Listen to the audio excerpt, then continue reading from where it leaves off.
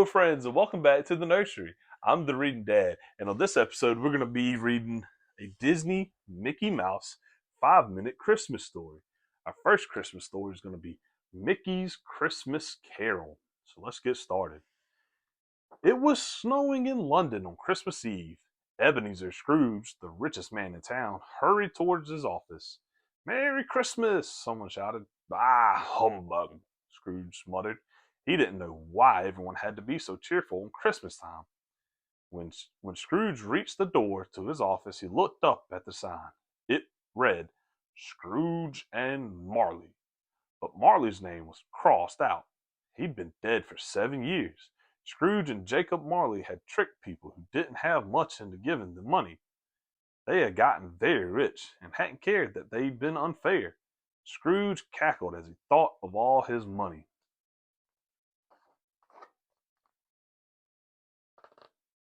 Bob Cratchit, Scrooge's clerk, was just about to throw a piece of coal into the stove when Scrooge walked in. "What are you doing?" Scrooge growled. "I was just trying to thaw out the ink," Bob replied. Scrooge knocked the coal out of Bob's hand and scowled. "You used a piece last week. Get back to work," he said. Bob quickly returned to his desk as Scrooge hung up his coat and hat. After a few moments, Bob snuck a glance at his boss.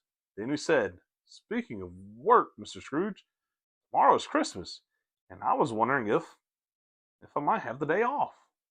Scrooge was silent for a long time. "Very well," he finally said. "But make sure you come in early the day after." Then he sat down at his desk and began to count his money. "Money, money, money," he crowed. Suddenly, the door burst open. A young duck carrying a wreath walked in. "Merry Christmas," the man said. It was Scrooge's nephew, Fred. "Christmas?" Scrooge scoffed. "Bah, humbug." Fred walked up to Scrooge's desk and gave him the wreath. He thought the office could use some holiday cheer. "Uncle, I've come to invite you to Christmas dinner tomorrow," Fred said with a smile. "Oh?" Scrooge asked as he came out from behind the desk. "And there will be plum pudding and sugar cakes and a plump roast goose?" "Oh, yes," Fred replied. He nodded his head and smacked his lips. "You know I can't eat that stuff. Now get out." Scrooge opened the door. He hung the wreath over Fred's neck and pushed his nephew out into the cold. As Scrooge walked back to his desk, the door opened again. Fred smiled and hung the wreath on the inside doorknob, then closed the door. Later that night, as Scrooge walked home, he had a strange feeling that he was being followed. When he reached his front door, he looked at the knocker. It was a lion's head. But as Scrooge stared at it, it began to change before his eyes. Suddenly, Scrooge was looking at the face of his old partner, Jacob Marley. "Ah!" Scrooge yelled. Scrooge hurried inside, up to his bedroom. He closed the door and climbed into his chair. He heard the sounds of clanking chains. He shivered, too afraid to move. Then a ghost appeared beside him. It was Jacob Marley. He was covered in heavy chains. "Ebenezer," the ghost wailed. He rattled his chains. "Do you know who I am?" Scrooge peered at the ghost from under the top hat. "When I was alive, I robbed from widows and took money from the poor," Jacob said. "You were a fine partner, Jacob," Scrooge said with a smile. "No," Jacob replied. "I was wrong, and now I have to carry these chains forever as punishment. The same thing will happen to you. Tonight, you will be visited by 3 spirits. If you don't listen to them, your chains will be heavier than mine." Then Jacob's ghost disappeared. Scrooge was still shaking with fear as he got ready for bed. After checking his room for more ghosts, he climbed under the covers. "Humbug," he muttered. Then he fell asleep. But it wasn't long before a noise woke him up. Ding, ding, ding.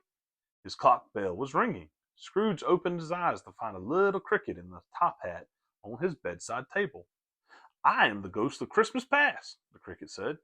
"We're going to visit your past tonight." The ghost went to the window and pushed it open. Just hold on, the ghost said as he hopped into Scrooge's hand. Scrooge did as the cricket said, and they flew out into the darkness. The city passed slowly beneath them as they soared high above snow-covered rooftops. The first stop Scrooge and the ghost of Christmas Past made was at a little shop. A party was taking place inside. Scrooge looked through the window. "It's old Freezewiggs," he exclaimed. He saw his old boss and many of the dearest friends laughing and dancing inside. Then he saw Isabel, the girl he had once loved. She was dancing with a young duck. It was Scrooge, back before he had become old and greedy. As if reading Scrooge's mind, the ghost said, "In 10 years' time, you learn to love something else much more." The spirit showed Scrooge another scene. Isabel and Scrooge were in his counting house. "Ebenezer," as Isabel said softly, "have you made a decision about getting married?" "I have," Scrooge replied. "The last payment on your cottage was late." Then he told her he was taking the cottage away. Isabel began to cry. As Scrooge watched the scene, he shook his head. "Remember, Scrooge," the ghost said, "you made these memories." Scrooge found himself back in his bed again. Then he heard a loud voice say, "I am the ghost of Christmas present." Scrooge looked up and saw a giant. The giant lifted him up and carried him out into the night. He took Scrooge to a shabby little house. Through the window, Scrooge saw Bob Cratchit with his family. They were having Christmas dinner. On the table sat the smallest bird Scrooge had ever seen.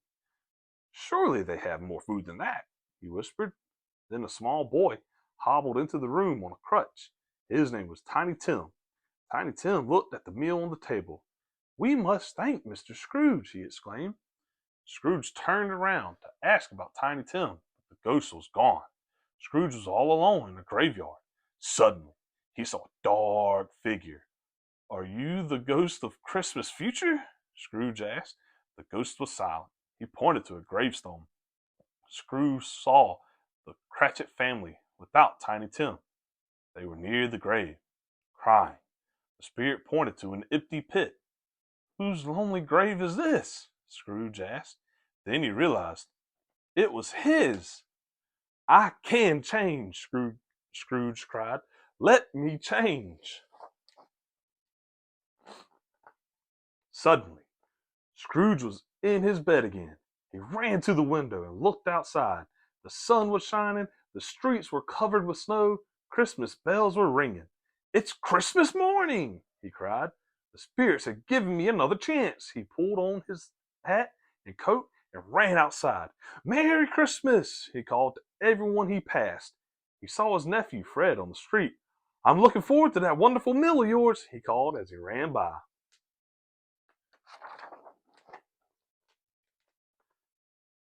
Bob Cratchit heard a loud knock on his front door. He opened it to find Mr. Scrooge on the step, holding a large bag. Scrooge dumped the sack on the floor. Dozens of toys fell out. Scrooge smiled at the children, rushed forward happily. "Bob Cratchit," Scrooge said, "I'm giving you a raise and making you my partner." Then he handed a large turkey to Mrs. Cratchit. "Merry Christmas," he said happily. "Merry Christmas to us all," said Tiny Tim. The end. What an awesome story of how Scrooge the Duck turned his Christmas around. Thank you everyone for stopping by. I hope to see you next time. And remember everyone, books are fun.